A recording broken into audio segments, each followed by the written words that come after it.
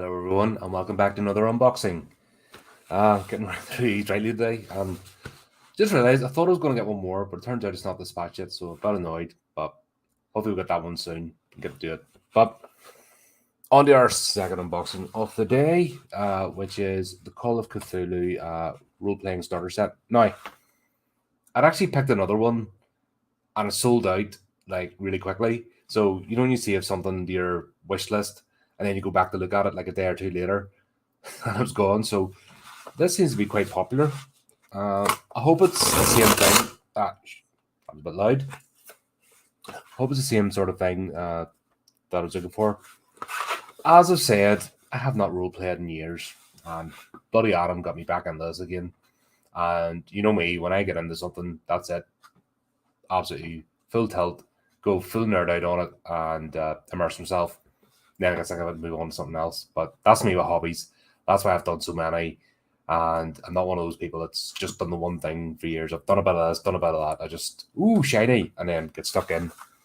But this is Call of Cthulhu, obviously based on the works by Mr. Lovecraft. This is one of the, I haven't played this in years, probably like my early 20s, early/mid 20s. The whole point of this game is you don't want to win it, because if you win it, you get driven insane.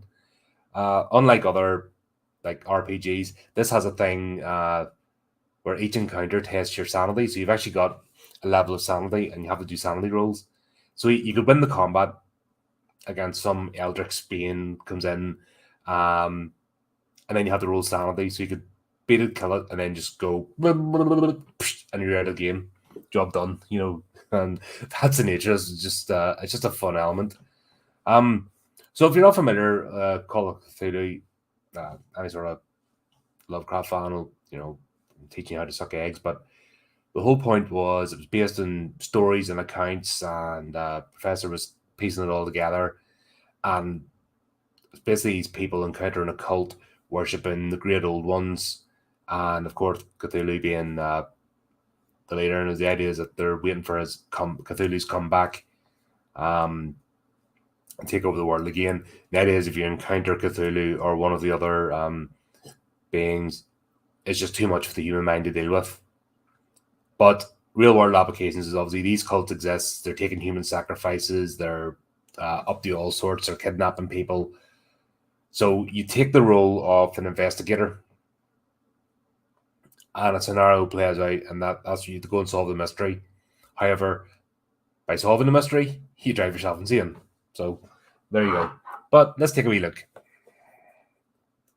So this is a starter set for the game. I think it said that includes solo play and adventure as well. So this is, if you saw my last video there, there's an online system called Roll D20. And I've signed up for an account. Signed up for a free account, not paying for anything yet, or I spend enough money doing and this kind of stuff. Cost me an absolute blinking fortune. But it's a mechanism that allows you to meet up with others online and has the mechanics.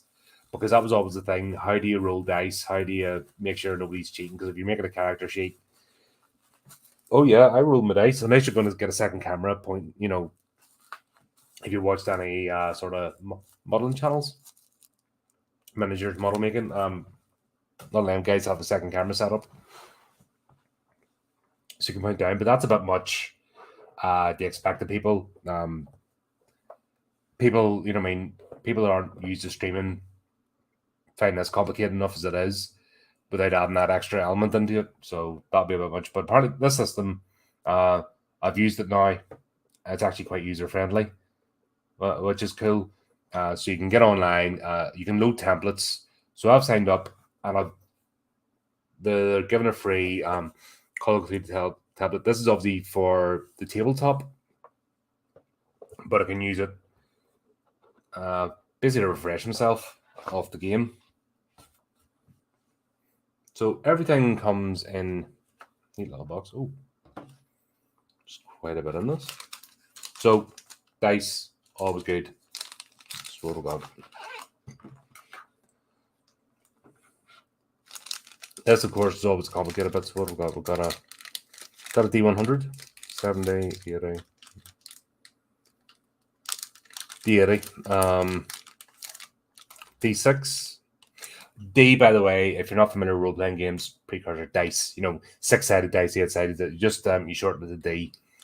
And of course, the D20, which is unique to role-playing.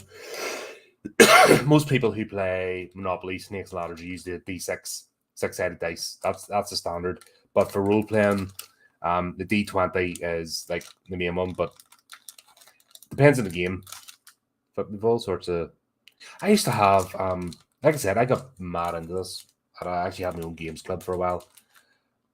And I had my little pouch, little velvet pouch with all my dice. And I had my different colours. So, like, one with all my, like, granite type stone dice. And then I had one for my, like, plastic and see-through.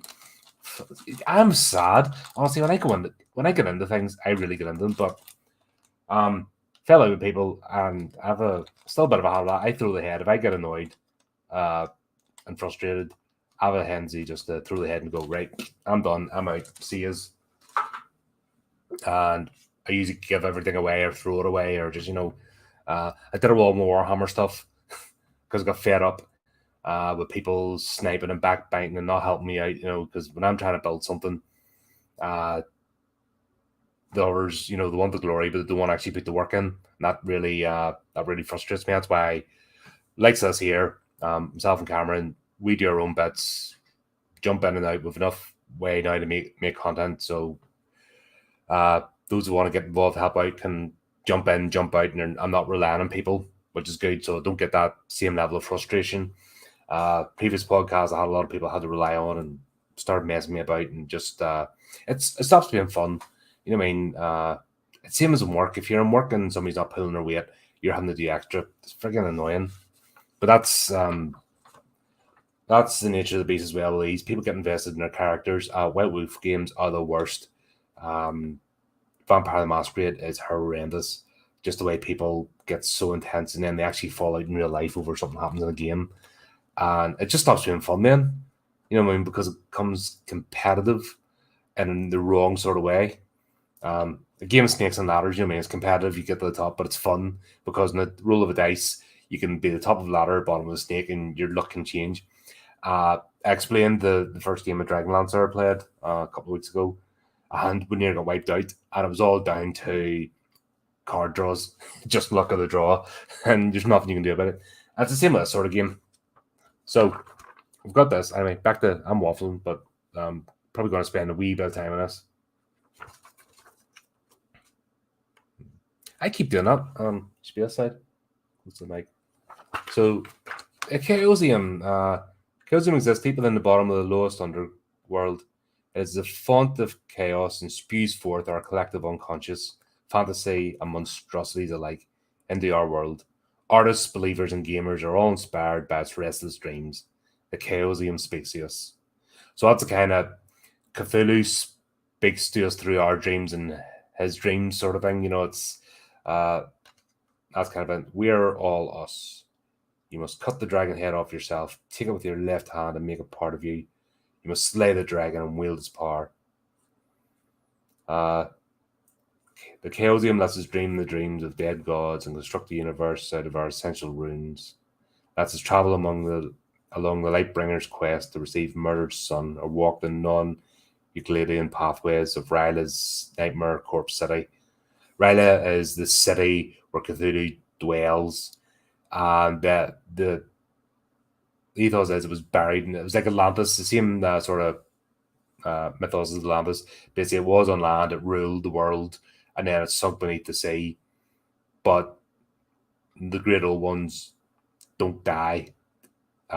With stranger eons, even death may die. It's that thing that death isn't actually death. And that's what people are getting into, the characters that get into this are looking to transcend death. And that's how they get sucked into this whole world. In this mundane grey world, the Chaosium brings you untamed imagination to life through role-playing games, books, board, and card games, comics, and more. Guard yourself with the Elder Sign and fortify yourself with rune magic. It's time to begin your adventures. There's website and stuff in this. What's in this box? The box contains everything you need to start playing Call of Cthulhu. Inside you will find the following items. So, seen the dice. Book 1, Alone Against the Flames, a solo introductory adventure which teaches you the basics of the Call of Cthulhu as you play through a mystery. Right. So it's a solo play. So I might do a video on that. I might do a horrific gaming video where I go through the solo play. I'll read it. I'll see how it works. And I'll do a solo adventure if that's feasible. God, was Evan is into the old adventure games where you turn the pages. He does. Was it Evan Boffman, or was it Mark? Either Evan or Mark does it. Oh God, my memory. I'm an old fart. I'm forgetting things. The adventure game. Basically, you go through the adventure. You turn the page. You either take a left turn, right turn. You encounter and try and survive. Sounds maybe a bit like that, but we shall see. So if it's feasible, I'll play a game. You can have a look, crack on it. Book 2, Call of Cthulhu Starter Rules. Everything you need to get started playing the games of mystery and horror. Book 3, Paper Chase, Another Adventure. 3 starter event scenarios to mystify, perplex, and scare. So that's handy. Ready-made investigators, 5 of them. Pre-designed characters with which to begin playing. So that's cool. So this is what I'm looking to do. Contributors, supporters of the channel in the new year. Won't be this year. It'll be probably January time. I'd like to get a few people together and start an adventure. Do a short one, 3-4 weeks. Meet up every couple of weeks and play the next bit. So this comes with pre-designed templates. There's also, you can create your own characters, get your character sheet. But that's what I'd like to do. Get a few people together, play a game, have a bit of fun, and then obviously stream it while we're doing it. Blank investigator sheets for them, ready for creating your own investigator characters. So there you go, you got character sheets. I need to look at the roll D20 system, but you can create your sheet online, so it's the same template. Just go through it and create a character. We just want us to do a stream of that as well. So if I get a group of people together, we're going to play a game. Should we do a stream to create the characters? So basically taking you through the mechanics, or would you just want the stream of everyone's characters created and get stuck in the adventure? Let us know. Be interesting. I'm getting excited. Honestly, I'm looking forward to this. Yeah, I'm a dafty, but it is a lot of fun. As I said in my DL Saga t-shirt unboxing, I haven't done this in years, and I was just getting back into it again. Just reminded me how much fun this is, because you just do daft things, and it just takes a roll of the dice, and you're wiped out. And getting through the adventure and stuff you'll encounter, and just the way you don't have to be an actor. You just wee bit of imagination. Just come with the attitude of I want to enjoy myself and I want to take part, and it's all good. Player handouts. Set ready to use props that accompany the adventures in book 3. Cool. So with the DL system, you have maps that you can put on, and there's movement, so you can have your character and you can place them on the counter and people can move and roll dice and experience that. So that's quite cool. Read me first. The books in the starter set are designed to be read in the order presented. So open book 1 first. All right, gotcha. You'll take part in a starter solo adventure called Alone Against the Flames, in which your character alone must navigate through a strange mystery. As you play through this solo adventure, you'll be guided through creating an investigator character. Use one of the blank investigator sheets for this, or you can use any of the ready-made investigators also in the box. The choice is yours.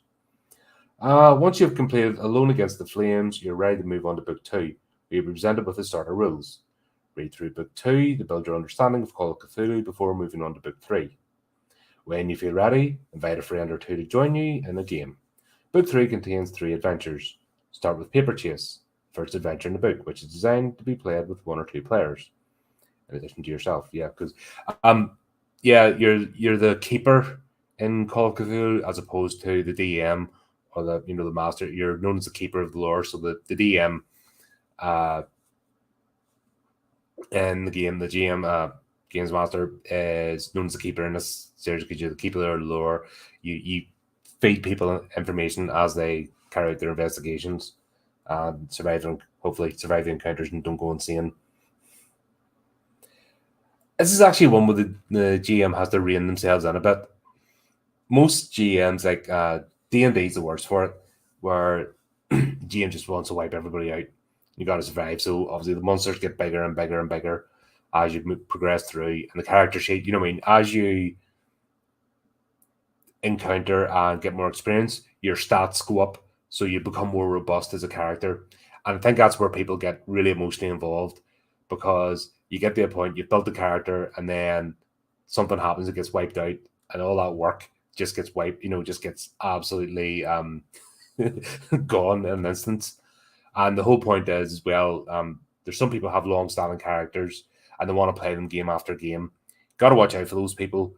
They're in the equivalent of tabletop wargaming. They're that guy. They're known as that guy. They have to win.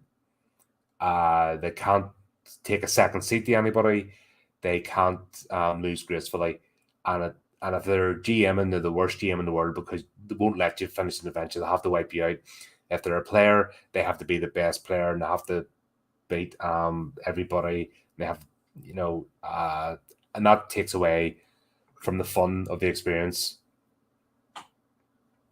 One of the reasons I got fed up with this and just didn't want to play again, because when you have a club, you have more than one of these type of people, and then they compete with each other. And if you just want to break to play another game, then throw a fit because you're not including them in that game. And the can't, there's not people who go and play others, but it's hard. That side of things is not nice about it. The actual game itself, there's loads of this. This is tip of the iceberg in terms of role playing games. There's tons of them, but yeah, that's the not so fun side of it. And if I encounter someone like that, they're gone. I've no patience for that. Just ruins it for everybody. It's the same in tabletop, because they always bring out the rules that suits them, but they try not to apply it to their opponent, and they cheat with their dice rolls and cheat with their measuring and stuff, and they're just not pleasant to play with at all. My favorite players in tabletops are orc players. Orc players understand that their army's absolutely bonkers. Or orcs in 40k, orcs and goblins in fantasy.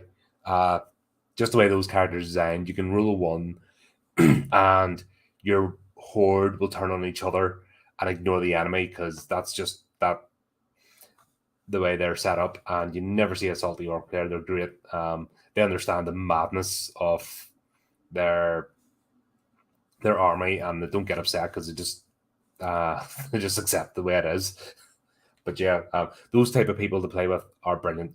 Someone with a bit of sense of humor and just has a bit of fun with things is the best people to have involved in the game. If you're laughing a lot at if something absolutely bonkers happens to you in one of these games and you're laughing about it, that's when you know you've got a good group.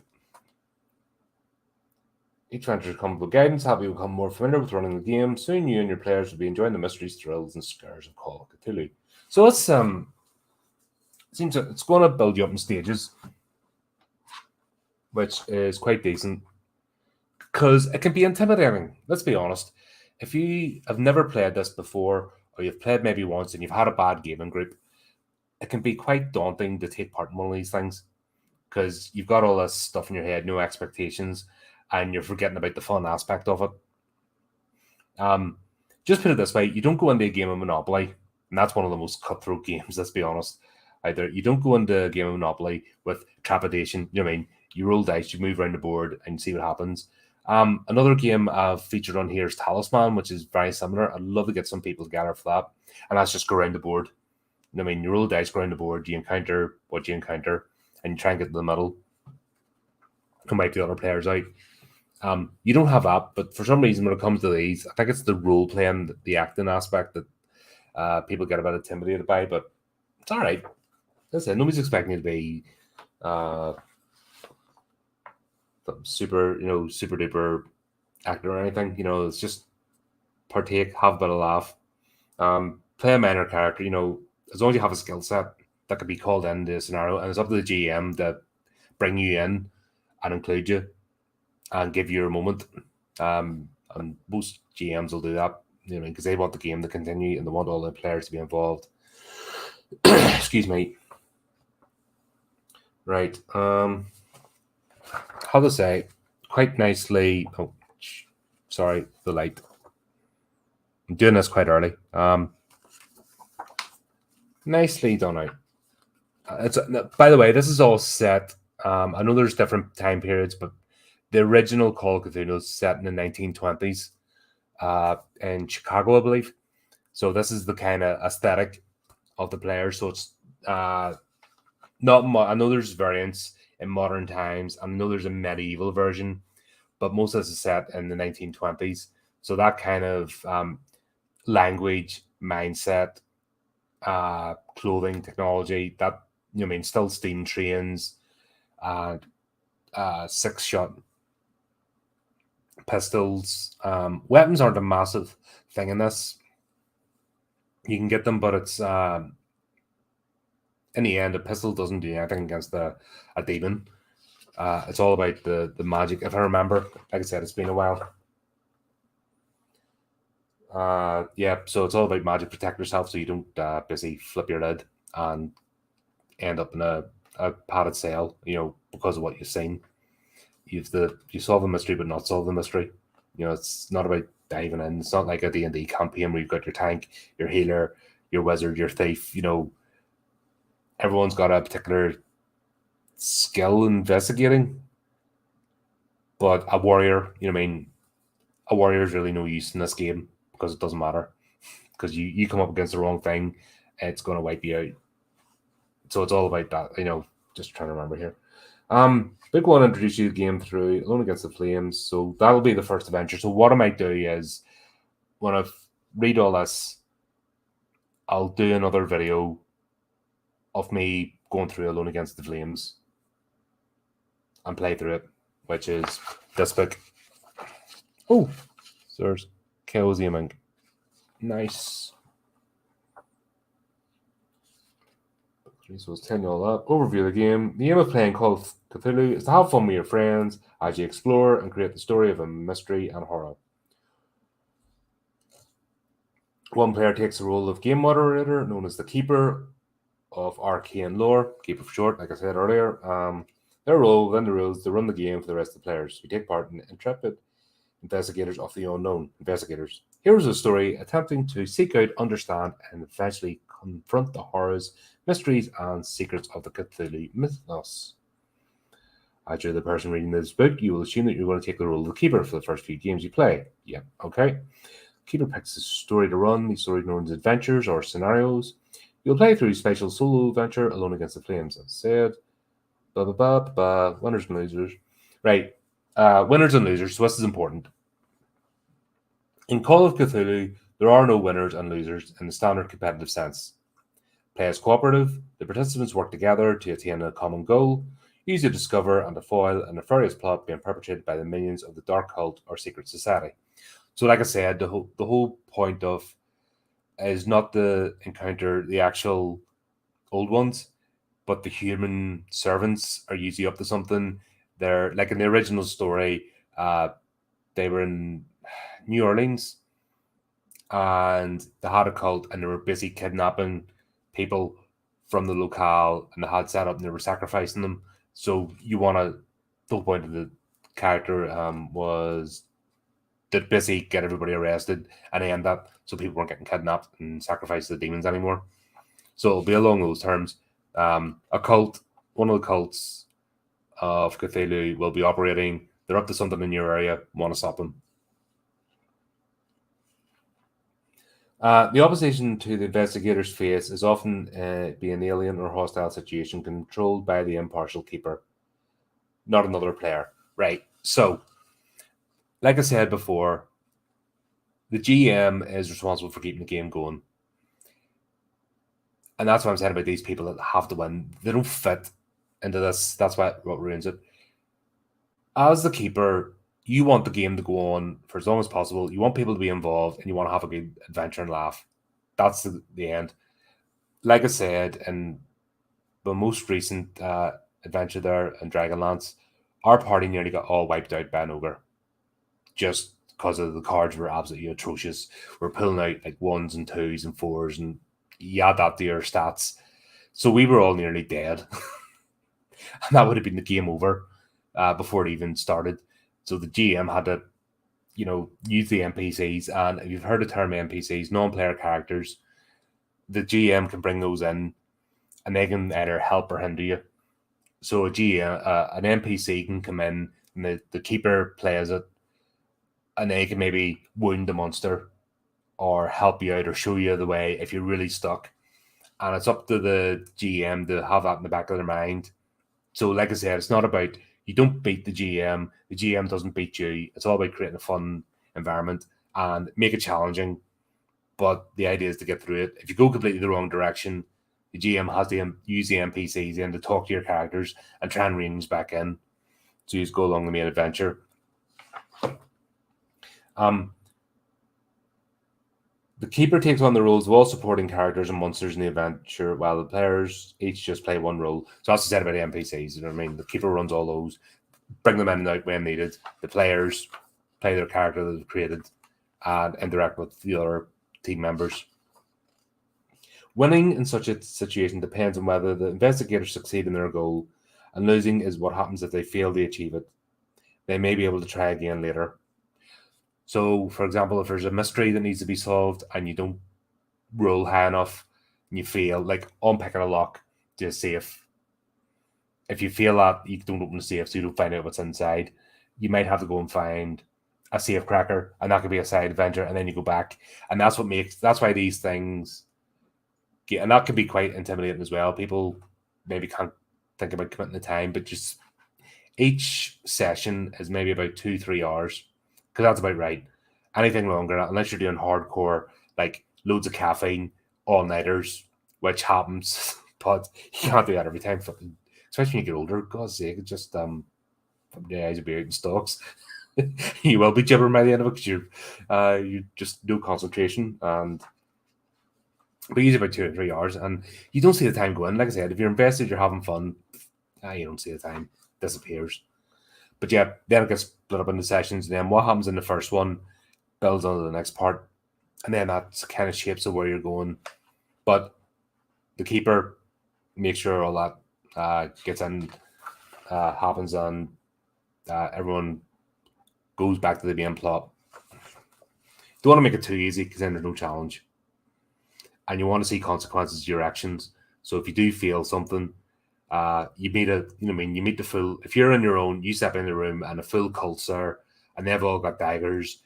You're not gonna, you're gonna run, but you know they are. But then the cult knows that you're onto them. They're gonna move, and then you've confirmed that they exist. Then you got to chase them down while they come after you. So it's all that kind of stuff. Never played a role-playing game before, so that's this was good. This is designed for, like me, I have not played. I'm talking like 15 years or something since I played Call of Cthulhu, at least, maybe longer, maybe 20 years. Oh my god, I am old. I am so old. It's ridiculous. So 20 years. Okay, 20 years since I played a role-playing game, or since I played this. If you've never played a role-playing game before, you may be wondering what this is all about. Set you on the right track, may be useful to describe an average session of play. John and his two friends meet up at John's house on Friday evening at around 7 o'clock. After catching up on the week's news and organising some drinks and nibbles, they sit down in John's lounge, and John hands out some paper and pencils and talks everyone through creating their investigators. People compare ideas for characters, and they all roll dice to fill out their investigator sheets. It is now about 8 o'clock. So yeah, the actual creating the characters is a separate thing. That's why I was asking, is it worthwhile having a separate session just to create the characters? Because that's a thing in its own right. And what I want to do, like I said, is introduce people and the role playing. It's another aspect of horror, actually getting involved as opposed to, just sitting. It's good to actually, you've watched how many horror movies, if you're a horror fan, read how many horror books, comics, etc. So this is you actually getting involved, which is just another aspect of the genre.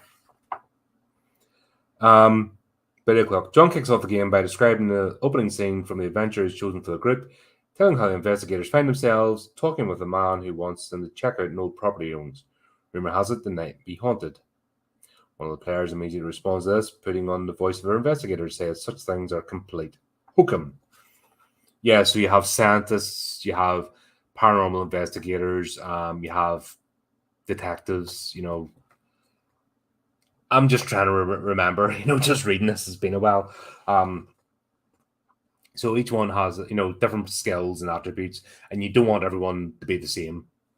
So if you have a whole bunch of paranormal investigators and they go into a house and you don't have a scientist with something there to be investigated, if you don't have a detective, you'll miss things. So the idea is that everyone brings something to the table in terms of their character. As the story unfolds, everyone becomes involved, describing what their characters are doing and saying.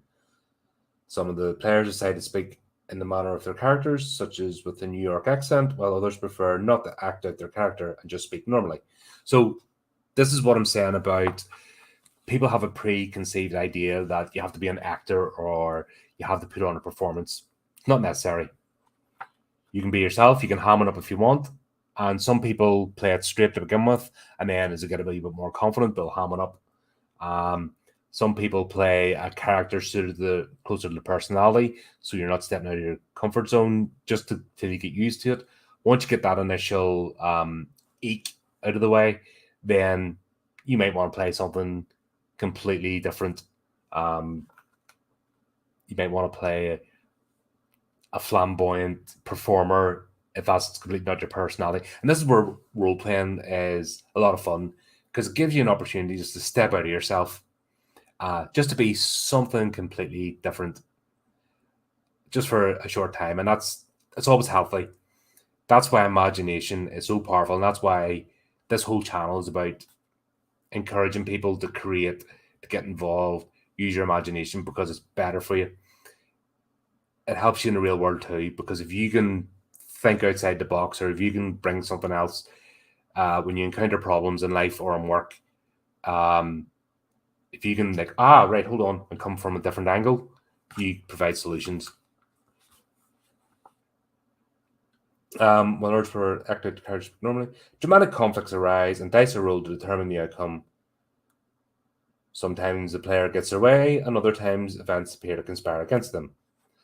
Like I said a couple of weeks ago there, we all near got wiped out, just the way the cards fell. Nothing you can do about it. In fact, my character was a tank, a warrior, a mercenary captain. So therefore, my character should have been super skilled in combat and should have breezed through the scenario, no problem. My cards were so awful that I got knocked unconscious and had to get revived. Meanwhile, another character who had dinner plates strapped to them because the herd knights needed plate armor, like playing an absolute bonkers character, killed two of the monsters. So this guy's going around being an absolute arrogant, absolute Egypt, and he ended up wiping out two of the monsters, getting good shots in by just getting the right cards. So there's my character, a seasoned veteran, commander of a mercenary company, gets knocked out while this lunatic who is only ever practiced against straw bales is absolutely hacking and slacking all through them, getting through the monsters. And that's just the madness. So you gotta let ego aside. You can't be like, oh, it's just, you just gotta laugh at the scenario because that's the fun of it. Like, how on earth did that happen? And you're just like scratching your head going, bloody hell, that's can't wait to see what happens next week. To see what other madness ensues. And that's where the fun was. So stepping out of your comfort zone, being something you're not, and understanding that it's just a look of the dice. You feel an action, but then the fun is, where does that take you next? And then also someone else being able to step up to the plate, the unexpected of, okay, this isn't my character. However, That's what it is. Another guy, a bard. Someone shot. Was it me? It was himself or the dwarf shot the ogre in the back with an arrow, but it didn't damage them. But he took his loot and hammered it in, and of course got the twang sound. Role played out that dang of the out of tune loot, bashing in an arrow into an ogre and beating it. That's what role playing's about. It's just that craziness. You're just like, how the hell did that happen? And that's what this game. It's similar across the board. You have that attitude of I'm here to have fun. It's great. It's all played out by simply talking and rolling some dice to determine the outcome of certain situations. People aren't getting out of their chairs to act it out, and neither are they donning costumes. Yep, just as is. Sit. Just all you do is talk. John and his players. Excuse me. John and his players cease play at around 10:30. Then chat for a while before calling it night at around 11 o'clock. Everyone's looking forward to meeting up again next week to find out how the story develops. So that's a setup. So the first hour is creating characters, talking over what sort of people are going to be, and rolling character sheets. That could be a separate meeting. This is talking about people meeting up in the house. So they're having it's Friday night. Everyone's just having to gather in there for a few hours. Same as going to a party or watching a movie together and just having a bit of fun. Now you understand the basic premise of Call of Cthulhu. Now you take your first adventure, Alone Against the Flames. Horror story set in the 1920s where you're the main character and your choices determine the outcomes, designed to lead you through the basic rules of the game in a gradual, entertaining fashion. Although most such adventures are played with your friends, this one is just for you. Don't worry that there's still things you don't fully understand yet. The rules are explained as you play through the game. You'll even know how to create your own investigator. Before you begin to play, make sure you have book 2 nearby, as you'll need to refer to this while you play. You don't need to read book 2 before you start playing. You also require one of the blank investigator sheets from the box. You also need a pencil and some notepaper. Read on, follow instructions, starting with section 1. Right. Sorry, just the way they've done that. Once you've completed the adventure, perhaps surviving or not, then you can then read book 2. Right then. So I'm not going to go into all this. Like I said, so I could be here a couple of hours. This could be a long stream if I start getting stuck into this. Right. So this is the first adventure, Alone Against the Flames. Oh, by the way, I put the link to this particular one in the video. However, said when I looked at it, there's only one left in stock, but there's similar sort of things.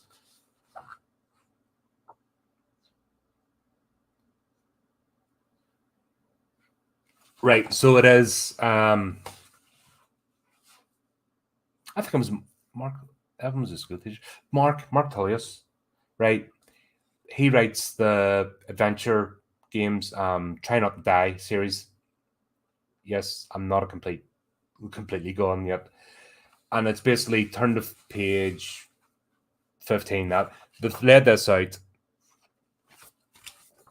If you do this, I'm not gonna spoil it for myself. I'll play through the game on a separate stream. That's what they've done, right? So basically, you bounce back and forward through the book.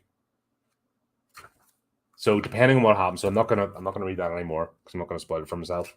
And also, you'll be here for bloody 2 hours when I go through all that. I'll end up just bloody playing the game because that's what it is. Right. So that looks actually quite interesting. So I'll do a separate game of that, I think, and do the solo version, and we'll just do it together. Seems like fun. I don't know whether just to do it straight as a stream with the book or do it in the roll D20. Now I think when I signed up, I'll include that as well. I'll include the link to the roll D20 to let you have a look at it. Yes, I want some people. Come on, let's get some gaming happening next year in January time. Let's get some games and have a bit of a laugh.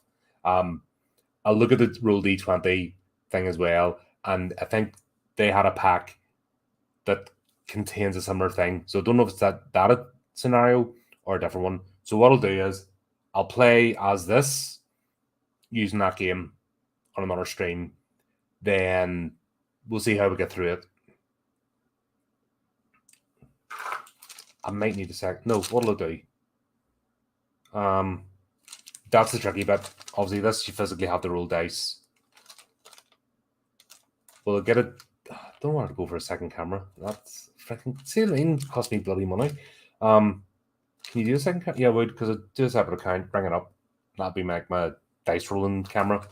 Don't know whether to do that, or if you trust me, to roll it onto a dice holder and show it to the camera. Here's what I got. Ah, crap, failed. What? Once again, let me know in the comments what you think. Should I do it that way? Do you just trust me to roll dice and not kill? You know what I mean? If I get wiped out, I get wiped out. It's all about having a laugh, but I want to spend more than 5 minutes playing a game, not die. So there we go. Right. Book 2 is the rules. And because there's nothing worse, like 40k is the worst. 40k in fantasy. The rule book's that thick. Vampire the Masquerade, the rule book is that thick. Plus, you have the separate compendiums for each character class. Werewolves, same. But it also includes lore too, so there's quite a bit of reading stuff. But this is not too many rules. Contents: what is Call of Cthulhu? Creating investigator, skill descriptions, game system, sanity, combat, hit points, wounds, and healing, reward success. Let's skip the sanity because that's the unique aspect of this game. Other games rely on physicality, so you take damage, you can heal, or you get killed. Generally, GMs want to avoid killing your characters because they want to still stay in the game. Because what now it has happened, but creating characters takes a wee minute. That's the longest part and the most involved is creating your character. So to get your character wiped out after going through all that effort, like that wee description, that took an hour in that one. So you don't want to be doing that. And also you don't want a character getting wiped out and like, oh great, sorry, you can't come next week, you're dead. You know what I mean? That's not what this is about. It's not a knockout tournament. So if your character gets killed, sometimes like longer campaigns, you have a backup character and then your backup character gets introduced. But this is more experienced players usually have, like I said, that guy person has their super duper souped up character that they always want to bring into the game because they want to win, and you just avoid that person. So it's what's known as your starter character, your minimum dice rolls, your basic. They usually get brought in, and then your character builds up or loses stuff as you go through the campaign. But let's go to sanity, page 16, because this is actually the really fun aspect of this game. I'm playing it out. 14. Oh, they're nice.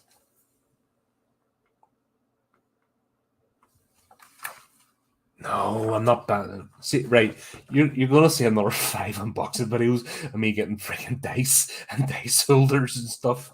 No, I'm not doing it. I'm not doing it. Thank God. I'm terrible. Right. Sanity or San. That's whenever an investigator encounters the horrors of the Cthulhu mythos or comes across something mundane yet horrific, such as stumbling across a friend's mutilated corpse, make a percentile roll against the investigator's current sanity score. If you roll over your current sanity, you lose a greater amount of sanity points. If you roll under, you will lose less or none. So the higher your sanity is, the more seasoned you are, or the more trained in an aspect. So, for example, a paramedic is less likely to fall apart at the scene of an accident than somebody who's completely untrained. So they're going to have quite a high sanity score because skills and training in a certain field gives you a higher score. On the flip side, a first aider will still be quite robust coming across the same accident, but they won't be as high as a paramedic, for example, but they'll still be quite robust in terms of rolling sanity. a complete, like a bookworm, a complete newbie, somebody who's led a sheltered life, is going to have a low sanity score. And if they come across an accident that's blood and carnage, they're the ones least likely to be fortuitous against the situation. They're the ones that are going to fall apart quicker because they've had no experience, no training, and it's completely out of their depth. So that's kind of just using that. That's how it works. If you roll under, you will lose this or none. The sanity loss is generally described for an event as something like 0 1d6 or 2 1d10. The number before the slash tells you how much sanity your character loses if the roll is equal or under. So you roll a d6, you lose 1, or you roll a d10. Oh, so if you encounter something gnarly, and that's where the higher level. So if it just tells you to roll a d6, you're like, okay, I've got a sanity of 10. I'm all right. I think you don't even roll the dice. I mean, it doesn't affect you. However, if it tells you to roll a d10 or a d20, the more horrific a thing you encounter, you're like, and then you lose 2 sanity for every point. So if you've got a sanity of 10 and you roll a d20, 11 and upwards, you're rolling to, you're going to lose all your sanity, encounter a certain creature, and then that's it. You're gibbering, you're out of the game. You're like, ah, just overloads. Oh god, sorry, all this is starting to come back to me. The number before the slash mark tells you how much sanity your character loses if the roll is equal to or under the current sanity score. The number after the slash tells how much your investigator loses if you roll over. So yeah, every point above that, you're in trouble. Now it could be you lose some sanity, but it has an effect on you. So you just get overwhelmed by the situation, and you could just sit down and just burst into tears, and it might take you 2 turns to gather yourself, and that's how it has an effect on your player. Each thing's turn based. A turn, each character does an action, and either everyone gets an action before the keeper, or each thing relates. So if you roll a bad sanity score and you just fall apart, well, you lose so many turns. So you're busy sitting there, and the rest of the group has to either shove you to the side to deal with whatever's in front of them, or one can dedicate to try and pull you out of it. Because if you just sit there and it's a monster, for example, you're going to get eaten. So that's how actions have consequences on the game. And that's where it gets fun, because you don't know. These things are random. And that's where it doesn't matter what the scenario is, and that doesn't matter how good your character is. You get bad dice rolls, you're stuffed. You could be the worst character, and if you're scoring really good dice rolls, you're just going to breeze through the game. It doesn't happen. You know what I mean? It's a bit of give and take. But the fun of it is, okay, oh god, this has happened. What do we do next? So you can't just go in with a predefined, I'm going to do this, and this, because fate, such as life, has other ideas for you. Sorry, I just spat there. I'm really disgusting. So sorry for that. When you fail a sanity roll, the keeper gets to momentarily control your next action as the fear takes hold of you. Perhaps you unwittingly scream or squeeze the trigger of your gun. So this is where, and if you watch the Stranger Things series, the wee guys playing D&D, if you get cocky with the games master, then they're like, all right, you got to play that sort of game. And then they start messing with you. And it could just be that, it's just a chaos. So somebody could just start seeing green monsters in front of them, lose their sanity and start shooting into the crowd or into the group. And then you have to deal with that. Or they could just go and do something like go and press a button or grab the idol that you weren't meant to, or run into, that's when you become an unknown quantity. If an investigator loses 5 or more sanity points as a consequence of a single sanity roll, they have suffered major emotional trauma. The player must roll D100. If the result is equal to or less than their intelligence, the investigator fully understands and comprehends what is being seen and goes temporarily insane for D10 hours. So you effectively go out of action for. So you could encounter something, right? And you've never seen it. You're a paranormal investigator, but you're scamming people.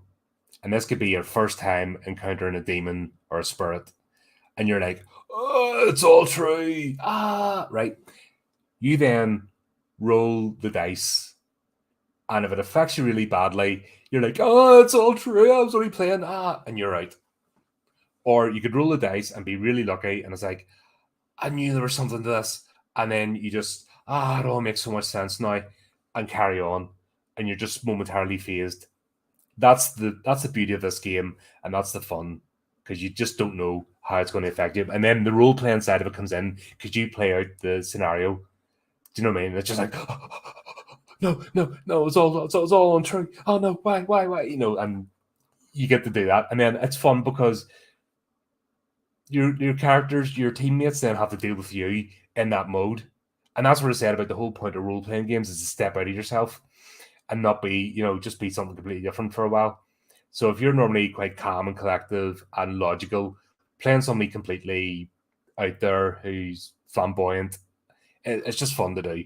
And like I said, just a scenario, so you could just be losing your mind, and you just run around causing absolute carnage and chaos among your teammates, and your teammates have to deal with it, and they can't hold it against you, because that's the way the game runs. Because it could happen to them next. And then, let's see. If they fail the roll, their mind is closed to the horror, and they remain sane for now. Right. In addition, an insane investigator suffers a bout of madness. So it's yeah, this is what I'm talking about. Roll D10, 1d10 to refer to the bouts of madness table. If the investigator is in the presence of other investigators, play out the result round by round. If the investigator is alone, you may use the result to tell how the investigator is found sometime later in a bad way. Perhaps locked in a cupboard or drunk in a gutter. I've started reading Lovecraft. I've had my Kindle for ages. Started reading through Lovecraft's works, and that's the whole theme of his stories.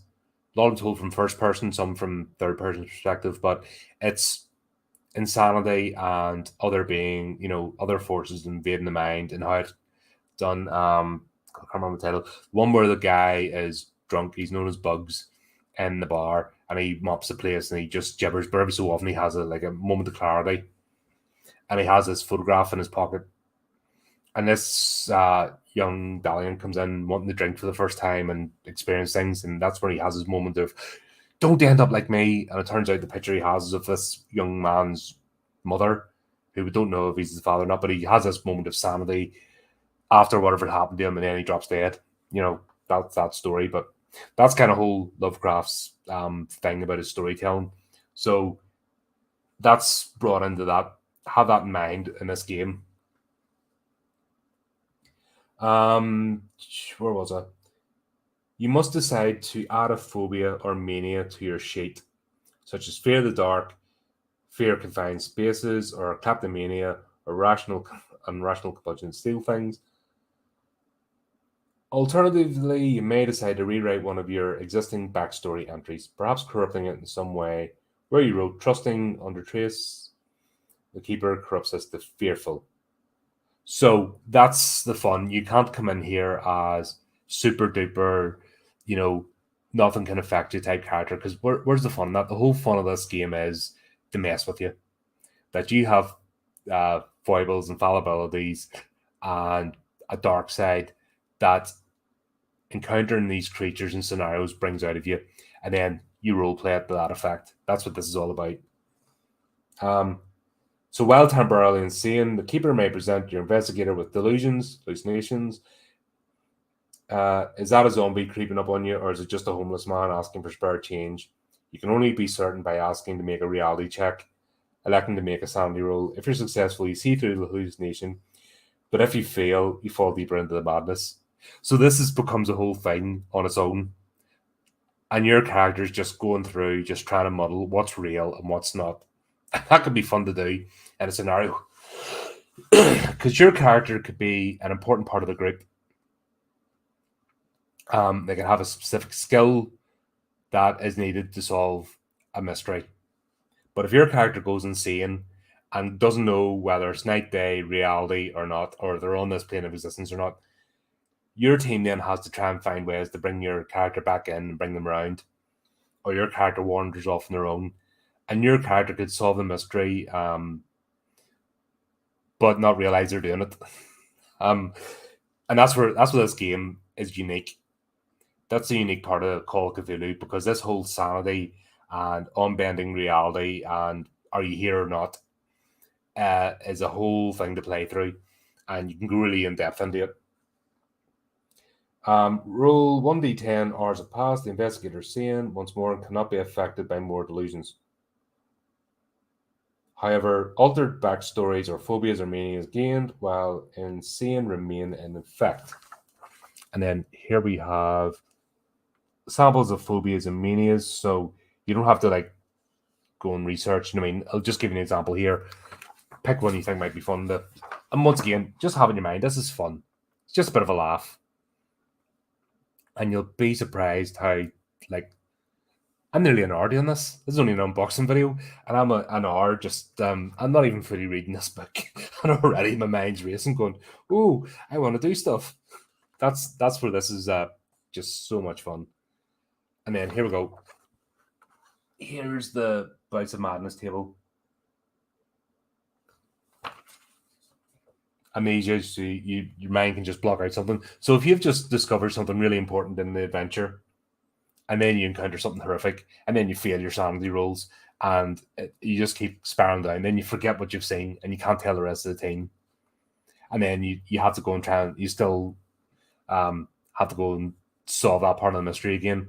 Or if you're successful in your sanity rolls, you do remember it, that helps you solve the mystery. You know, that's kind of the way this works. Psychomatic disability, blindness, deaf, you know, violence. Like I said, you can just start seeing something else and jumping into your own team. You start beating up members of the public, or you know, in just depends how the GM wants to run the game. Paranoia. Everyone's out to get them, so that affects everything. Why are you telling me this? What are you up to? So nothing. Even if you're being relayed information, you can't take it at face value. Significant person. Review the investigator's backstory and refer to significant people.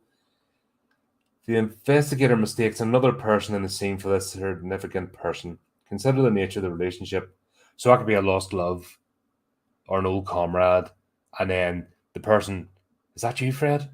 Oh, it's been years. I thought you were dead. You know, and just to see the other characters, and you get to play that out. You're like, oh, is that you? Oh, it's been so long. Oh, and then the person's like, it's not me. I'm Stephanie. How can you even think I'm Fred? You know, and you have to go with it.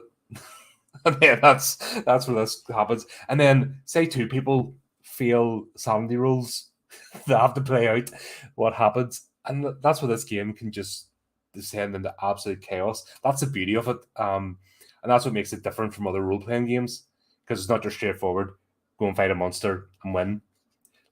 You could end up being in a room, all 4 characters or 5 characters lost their sanity rolls and just bouncing off each other, and it could last for 5 hours. So whatever turn lasts, it's up to the GM then to rein everybody in or let time pass, because while it's funny, nothing ends up happening for the rest of the game. Yeah, so people could come in like medical professionals and wheel everybody away, and then you could end the scenario there. And then the next session of the game could be everybody getting out of hospital because of what's happened to them, or somebody could get committed, and then they have to like try and convince the medical boards that they're not insane and get on committed. You know what I mean? That's not something you expect when you're just trying to solve a mystery. And that's where this game just, it holds on to its own. When sanity rolls made, sanity loss shown, blah, blah, blah, blah, involved reaction, done that. 5 or more points are lost at any one time. That's the intelligent rule. We talked about that. And then they'll come temporarily insane for 1 times D10 hours. The keeper may apply the following if they see fit: faint, investigator faints, flee in panic, physical hysterics or emotional outburst, phobia, mania. Bouts of Madness, choose roll Bouts of Madness table. The result for 1 times D10. So you could be 10 rounds insane. And depending on how severe it is, you could maybe still carry on with the group and they have to deal with you. or you have to temporarily go out of the game, but you then play your own kind of scenario. That's where it gets interesting. Optional, autophobia or mania to the investigator's backstory. So that's why the character building part is the most involved, and that's why people get attached to their characters, because you do put a bit of thought and effort into creating them. But your character get lost in the turn, even if the GM's trying to save you. Dice rolls are dice rolls. you roll bad, that's just the way it happens. Like life. Applied illusions.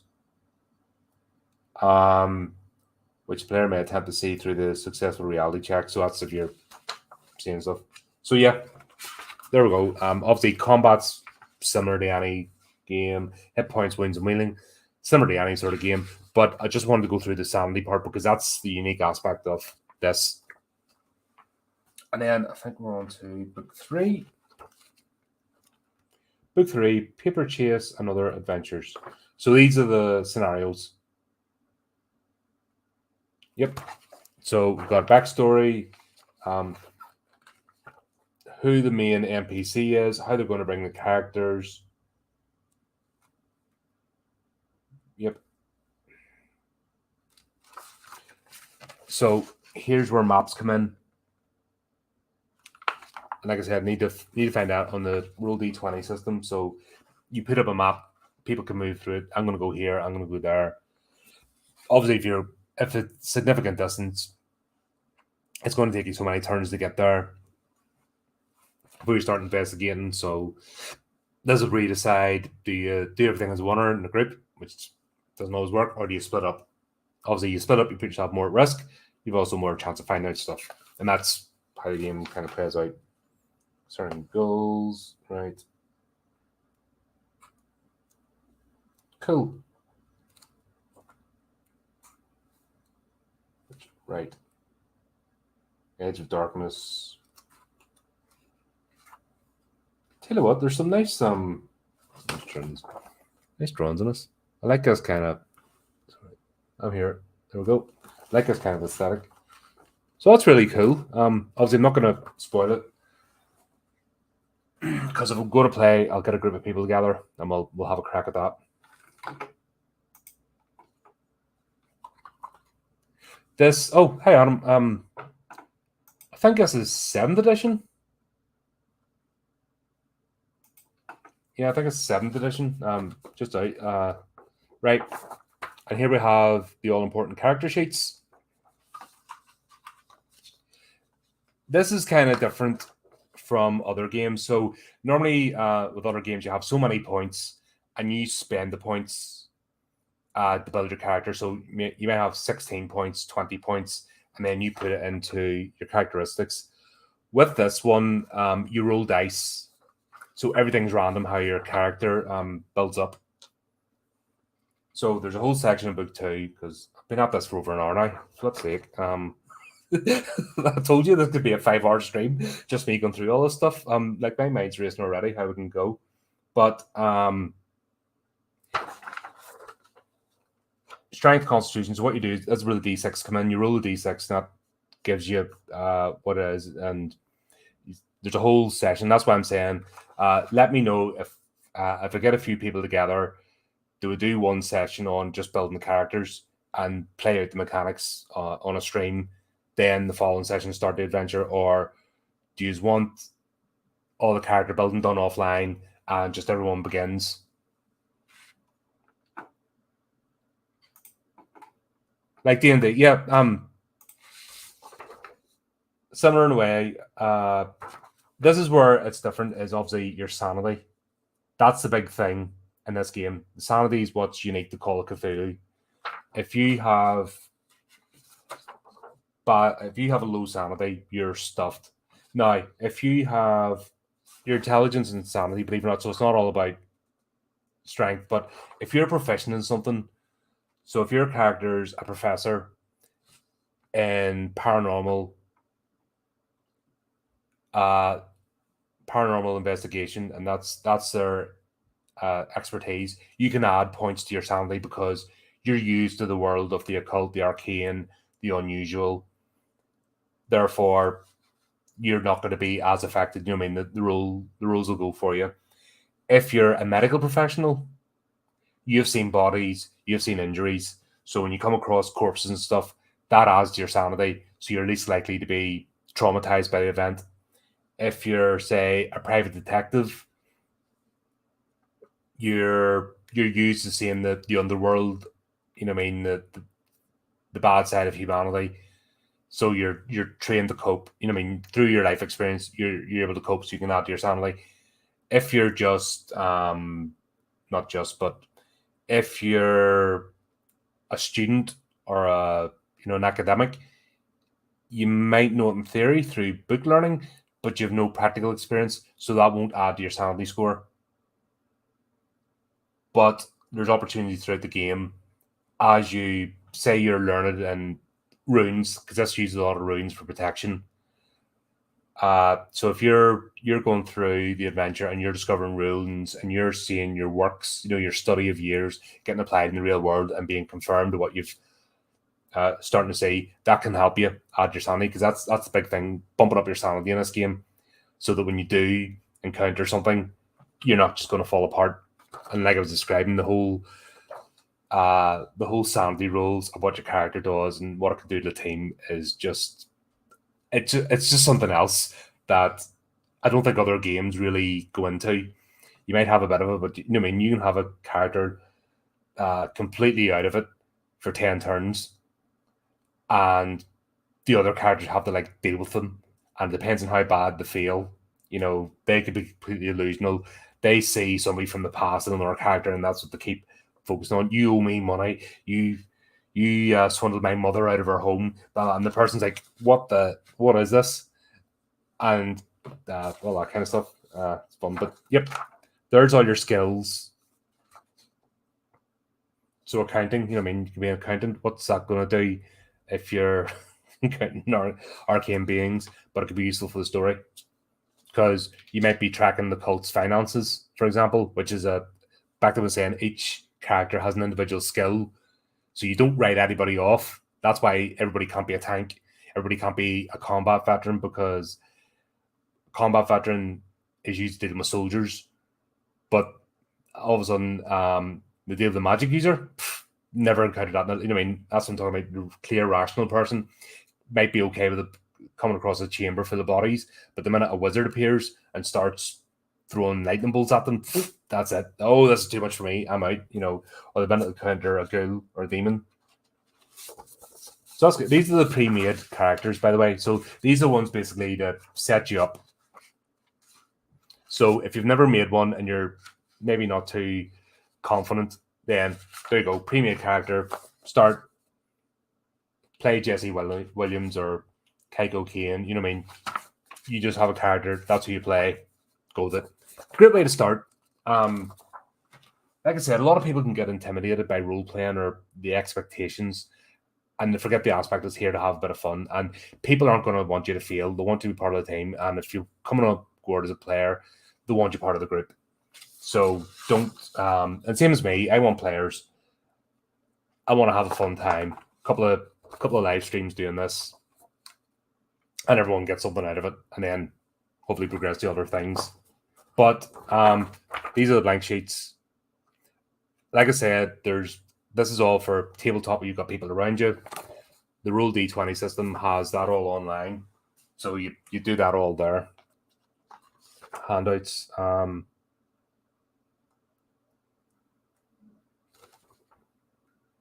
Handout edge one, right? So I'm not gonna show these, because these are basically handwritten notes that are used throughout the scenario. I tell you what, this is only like 25 quid. They're fucking quite a bit in this. This is more than enough, because I've spent the same or more on just a rule book, and then having to buy compendiums separately. So this whole kit was less than 25 quid, and here is everything and more to actually start you off. So these are things that use. Now you can create your own, obviously, for the game, but this is giving you it all to start off. So your team encounters an NPC, non-player character, as I've explained earlier. They then have something to hand them a note and then by handing a note, your team then knows about it. And your character could get, and this is where the insanity stuff comes in, because your character could get handed a note, put it in their pocket, lose their sanity, and don't realize they have it, and it's important to the actual campaign. And they think it's something else, or they think it's start eating it or something, you know what I mean? Or they go through a delusion. But yeah, these are all actual physical things that get handed out to players, which is quite cool. So you can do that online too, because you can just have it screenshot and then bring it up. Sorry, Adam. Wouldn't mind is session 0. Yep. As I said, that's almost as involved a process as the actual game itself. And when I read out that scenario, you know, people meeting up, meeting for the first time, yeah, you're going to spend an hour. Everyone's all together anyway, so you're going to spend an hour creating the character. You're going to start off the adventure. And that's the way it works. There's a map, and that is it. Yep, it's a nice box. You can actually get separate screens, but if you're playing in front of everybody, you can do it like this. I mean, just set these up and use it as a screen. Use these for rolling your dice in and see what happens. But yeah, that is it. That is the Call of Cthulhu starter set. I'm actually want to start playing now. But next week we're playing with Adam. We're playing Dragonlance, the second part of Forget the Kender, which, as I explained earlier on, we nearly got wiped out in the first flipping go, which is just hilarious. But there you go, folks. Hope you enjoyed that. Please, if you're interested in playing a game or getting involved, email the channel, drop me a comment. Let's try and get something together. Obviously, I'm going to speak to our normal contributors and try and get something. Like I said, you only need about 4 or 5 people to start off. I haven't, like I said, 20 years since I played Call of Cthulhu. I've only GM'd a handful of times, so I'm not super duper experienced. So I'll not be trying to be big legs, you know what I mean? It's all about me learning, guys learning, and just going through and having a laugh. That's what this is all about. I hope it's giving you a wee bit of an insight for those that aren't familiar with role-playing games. They've had a bad rep over the years by idiots who have no imagination, which is unnecessary. It's actually anything that gets you to step out of your comfort zone, stretch your imagination, and interact and have fun with other people, and not necessarily a competitive environment, is always good. You know what I mean? There's plenty of games where you just roll the dice and win or lose or come first set. You know what I mean? There's loads of stuff like that, sports, etc. But this is something else. This is something where you have to cooperate with everybody. You can't just be your own thing and steamroller through. If you do that, you're not going to last too long. And hopefully I've given you a couple of examples just talking how this can be a lot of fun just off the cuff, and you have to react to situations. So I'm really looking forward to getting the chance to start this here. And if you're interested as well, please get in touch with the channel. Let's get something happening. But that'll do us for now. This is a bit of a longer one, but hope you enjoyed it. Thanks for joining in the chat. Thanks for watching the video. Do the like and share and all that stuff. And till next time, keep it creepy, keep it horrific.